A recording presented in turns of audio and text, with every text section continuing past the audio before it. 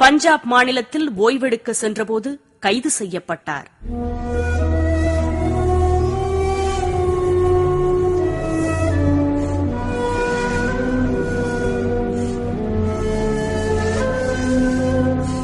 லாகூரில் 16 மாதங்கள் சிறை வைக்கப்பட்டார்.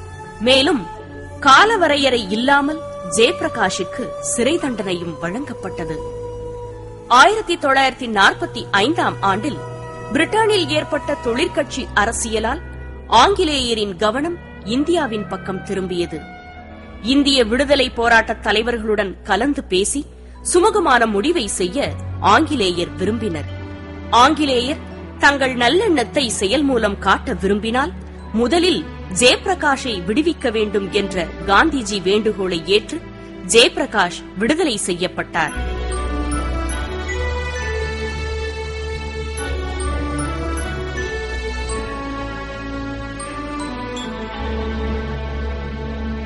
முஸ்லிம் லீக் தலைவரான ஜின்னா முஸ்லிம்களுக்காக தனிநாடு கேட்டு போராடினார். இந்தியாவை இரண்டாக துண்டாடி சுதந்திரம் பெறுவதை ஜெயபிரகாஷ் விரும்பவில்லை. அதனால் காங்கிரஸ் கட்சியினருக்கும் காங்கிரஸ் சோசலிஸ்ட் கட்சியினருக்கும் கருத்து வேற்றுமை ஏற்பட்டது. இதனால் காங்கிரஸ் மற்றும் முஸ்லிம் லீகுடன் சோசலிஸ்டுகள் தொடர்பு கொள்ள மாட்டார்கள் என்று ஜெயபிரகாஷ் திட்டவட்டமாக அறிவித்தார்.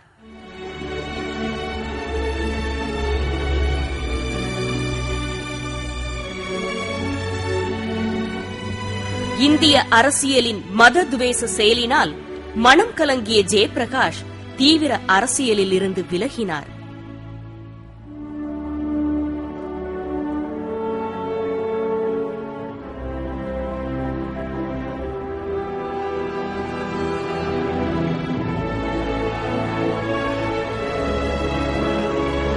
காந்திய கொள்கைகளில் உறுதியான நம்பிக்கை கொண்ட வினோபாஜியின் பூமிதான இயக்கம் பற்றிய விவரங்களை தெரிந்து கொண்டார். விஞ்ஞான சோசலிசத்தை விட காந்திஜியின் எளிய சோசலிசம் சிறந்தது என உணர்ந்தார்.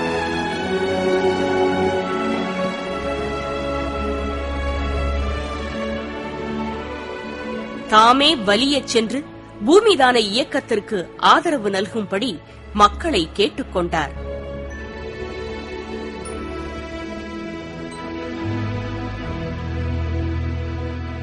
வன்முறையில் நம்பிக்கை கொண்டிருந்த ஜெயபிரகாஷ் காந்திய நெறிகளில் நம்பிக்கை கொண்டு இயங்கத் தொடங்கினார். ஐரோப்பாவெங்கும் சுற்றுப்பயணம் செய்தார். புனிதர் காந்தியின் தத்துவத்தை ஜெயபிரகாஷ் மூலம்தான் ஐரோப்பிய நாட்டினர் அறிந்து பாராட்டினர்.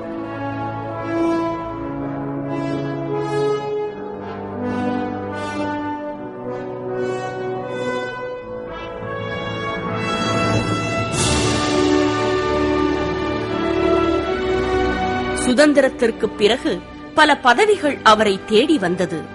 அவற்றை வேண்டாம் என்று மறுத்துவிட்டு பற்றற்று வாழ்ந்தார் ஜெயபிரகாஷ்.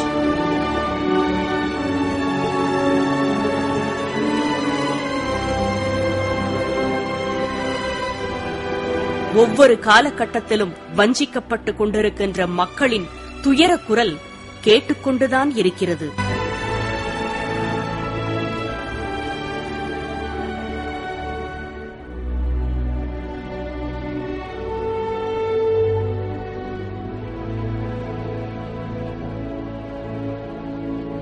ஜெயபிரகாஷ் போன்ற தியாகிகள் போல எல்லோருக்குமான விடியலை எதிர்பார்த்து காத்திருக்கிறது காலம்.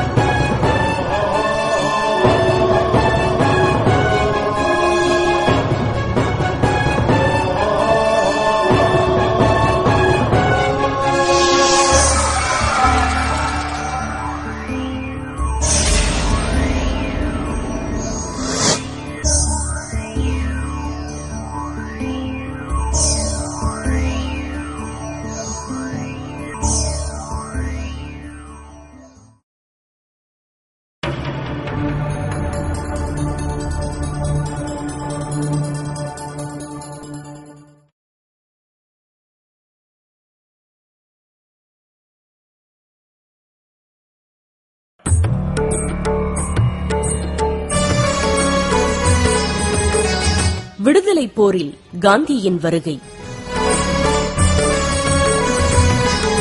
இந்தியாவில் இந்திய விடுதலைப் போராட்ட வரலாற்றில் மோகன்தாஸ் கரம்சந்த் காந்தியின் வருகை வரலாற்று முக்கியத்துவம் வாய்ந்த ஒன்றாகும். காந்தியின் வருகை இந்திய விடுதலைப் போராட்டத்தில் மிக முக்கியமான திருப்புமுனையை உருவாக்கியது. மேலும் இந்திய தேசிய இயக்கத்தின் குறிக்கோளையும் போராட்டத்தையும் மாற்றி அமைத்தது.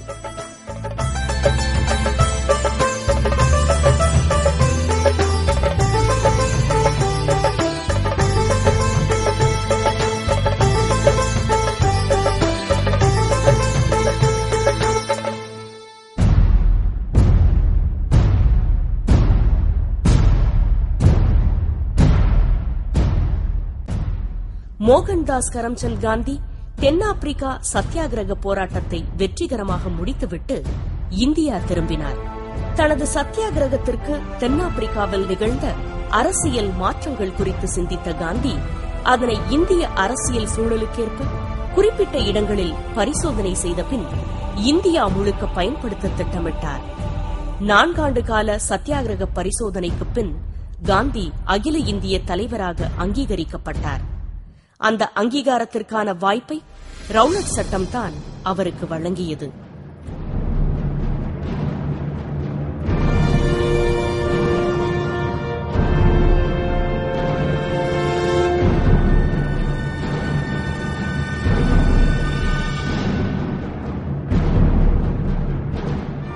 முதல் உலகப் போருக்கு பின் ஆங்கிலேய அரசு இந்தியாவில் புரட்சியாளர்களையும் விடுதலை போராட்ட வீரர்களையும் அடக்கும் நோக்கத்துடன் ரவுலட் சட்டத்தை இயற்றியது. மனித உரிமைக்கும் நீதிக்கும் எதிரான சட்டம் என இந்திய தலைவர்கள் அதனை கடுமையாக எதிர்த்தனர். இந்த சட்டத்திற்கு எதிரான கிளர்ச்சி நாட்டில் புதிய உத்வேகத்தை விடுதலை போருக்கு தந்தது.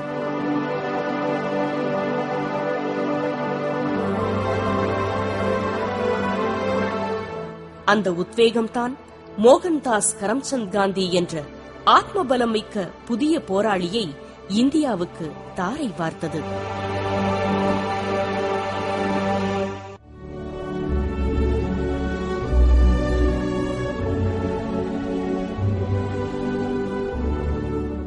ரவுலட் மசோதாக்கள் விலக்கிக் கொள்ளப்படாவிடில் சத்தியாகிரகத்தை துவக்குவதை தவிர தனக்கு வேறு வழியில்லை என்று ஆங்கிலேய அரசாங்கத்தை எச்சரிக்கை செய்தார். காந்தியின் இந்த எச்சரிக்கைக்கு செவிசாய்க்காத ஆங்கிலேய அரசு அந்த ரவுலட் சட்டத்தை நிறைவேற்றியது.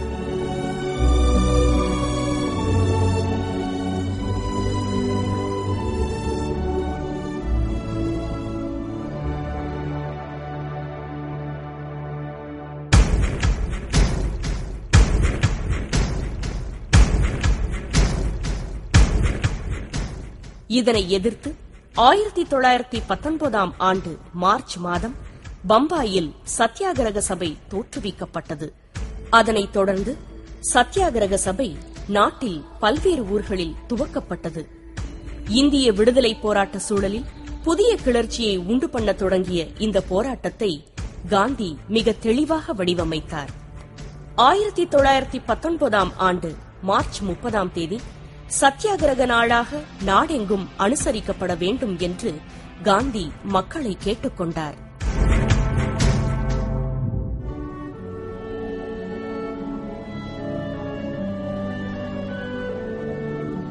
காந்தியின் குரலுக்கு செவிமடுத்த இந்திய நாடு அமைதியாக அகிம்சை வழி நின்று சத்தியாகிரக நாளை பக்தி சிரத்தையோடு கொண்டாடியது. ஊர்வலம், கடையடைப்பு, உண்ணாவிரதம், பொதுக்கூட்டம் ஆகிய அனைத்தும் எவ்வித அசம்பாவிதமின்றி நடைபெற்றது. ஆங்கிலேய அரசின் மெத்தன போக்கு காரணமாக சில இடங்களில் வன்முறையும் வெடித்தது. அகமதாபாத், பம்பாய், அமிர்தசரஸ் ஆகிய இடங்கள் வன்முறை கேந்திரங்களாகியது. அரசு அதிகாரிகள் தாக்கப்பட்டார்கள். பொது சொத்துக்கள் அழிக்கப்பட்டது. துப்பாக்கி சூடு நடந்தது. வன்முறையின் உச்சத்திற்கு இப்போராட்டம் கொண்டு செல்லப்பட்ட போது அகிம்சையை பயன்படுத்தி போராடும் பக்குவத்தை மக்கள் இன்னும் சரியாக பெறவில்லை என்பதை காந்தி உணர்ந்து கொண்டார்.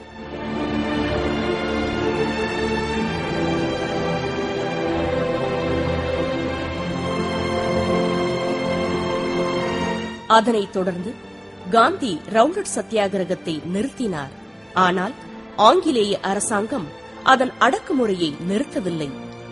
ரவுலட் சத்தியாகிரகத்தின் போது அடக்குமுறைக்கு பலியானோருக்கு இரங்கல் கூட்டம் போடுவதற்கு ஏற்பாடு செய்யப்பட்டது. 1919 ஆண்டு ஏப்ரல் 13 அன்று 20,000 பேர் கூடியிருந்த ஜாலியன் வாலாபாக் என்ற இடத்தில் ஜெனரல் டயர் என்பவனின் ஆணையில் 1500 அப்பாவி பொதுமக்கள் சுட்டுக் கொல்லப்பட்டனர்.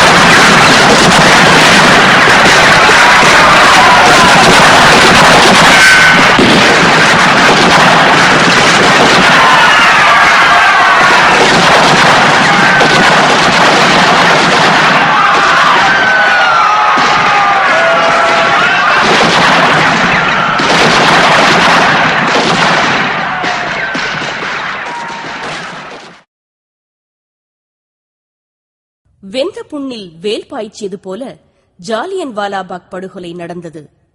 அமிர்தசரஸிலும் லாகூரிலும் ராணுவ சட்டம் பிறப்பிக்கப்பட்டது. படுகொலை நடந்த இடத்தை பார்வையிடுவதற்கு காந்திக்கு அனுமதி மறுக்கப்பட்டது. ஆங்கிலேயரின் கண் துடைப்பான விசாரணை குழு அறிக்கை பொதுமக்களுக்கு வெறுப்பை உருவாக்கியது.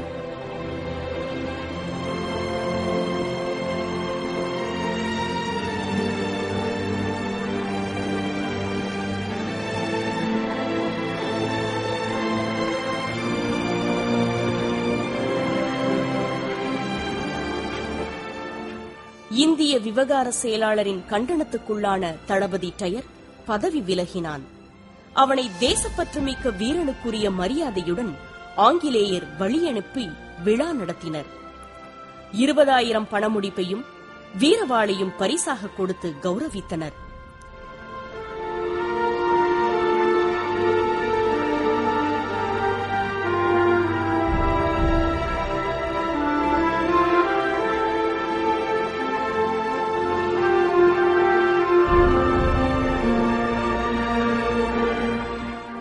ஜாலியன் வாலாபாக் படுகொலையும் ஹண்டர் குழுவின் ஒரு சார்பான விசாரணையும் மக்களுக்கு ஆங்கிலேய கொடுங்கோன்மையை அடையாளம் காட்டியது.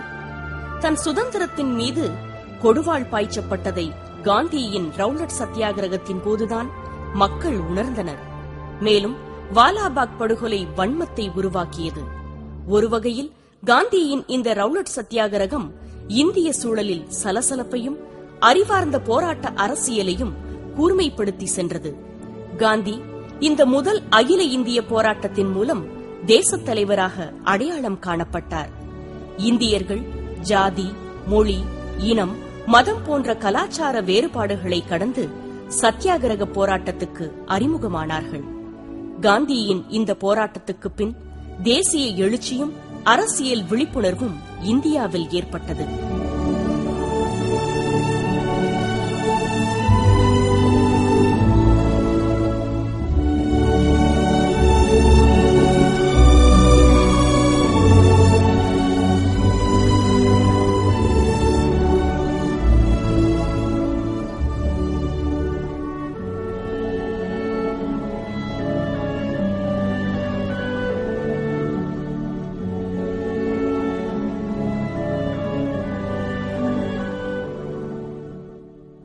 ரவுலட் சத்தியாகிரகத்தால் காந்தியின் தலைமையும் செல்வாக்கும் பிறரால் கவனிக்கப்பட்டது. காந்தியின் போராட்ட களத்தில் அணிதிரள மக்களுக்கு நம்பிக்கை ஏற்பட்டது. இந்திய விடுதலை போர்வானில் ஓர் புதிய நட்சத்திரம் தோன்றியதை அடையாளம் கண்ட விடுதலை போராட்ட வீரர்கள் புது பலத்துடன் தங்களது சத்தியாகிரக கிளர்ச்சியை தொடங்கினர். காந்தி என்ற மாமனிதனின் வருகை இந்திய விடுதலை போர் வரலாற்றில் எழுச்சிமிக்க திருப்பத்தை தந்தது.